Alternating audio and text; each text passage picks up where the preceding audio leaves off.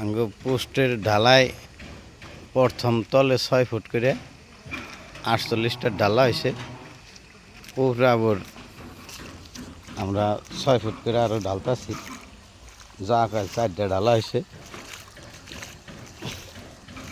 কামটা এখন ভালোই গতি হয়েছে, মানুষ আছে 30 জন। আমরা 12 ঘন্টা করে প্রত্যেকটাই মানুষের ডিউটি করা হয়।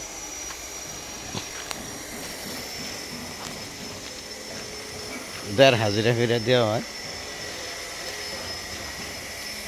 কালকে আমরা ওই উপরের ওই সাইডে প্রথম ঢালাই দিছি।